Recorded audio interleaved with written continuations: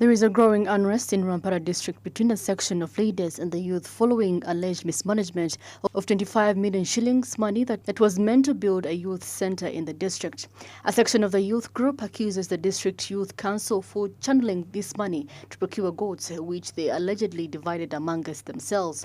The youth who were demanding for accountability for this money have now called upon anti-corruption agencies, police to swing into action and bring the culprits to book. I would wish to see these people being interrogated, to be questioned about what they did and how it was done. Because if something is for the public, you should really work on it with keen interest, understanding that there are other people outside who are watching. In 2021, youth in Rwampara held a district youth day. Together with their MPs, created a youth fund, which later saw 25 million Ugandan shillings collected.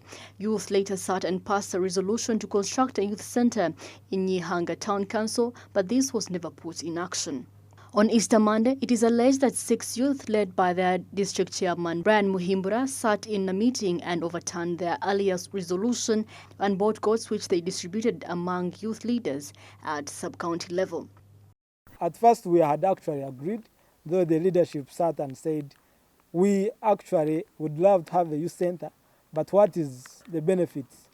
And one of the benefits was to maybe rehabilitate these youth from using drugs and all those things, and maybe they can keep busy there.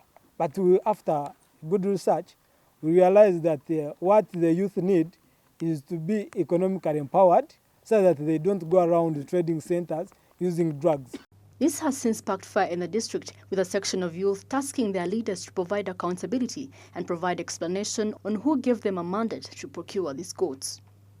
There was mismanagement of money. We also want to understand how many goats were bought within 25 million. And at the same time, which procedures did they follow? These people are thieves. It is like the people who have stolen iron sheets. The iron sheets belong to the public. And then because you have been given an office, you make yourself have a bonanza. Muhimbura and his group, however, maintains that procuring goats was the best decision that they could ever make, since the other options, which among others included starting up a youth circle, were not realistic. Here we looked at what do we need and how is our land. How about other things? Because as I've told you, we looked at different projects.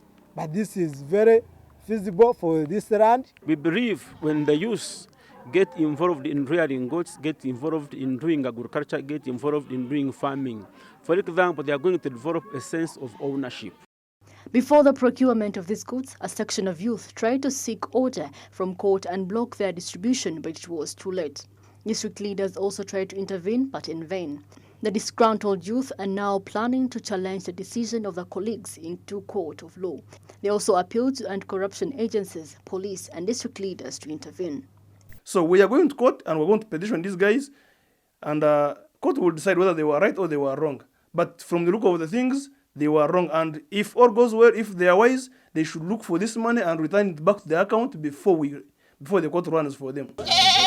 So far, out of the 7 sub-counties and town councils in Rwampara district, only youth leaders from 3 sub-counties have already received these goats. The beneficiaries will later pass on a kit to their fellows until the entire district youth group is covered. Catherine Mugerwa, Masikatsime for Smart 24 TV, Business Today.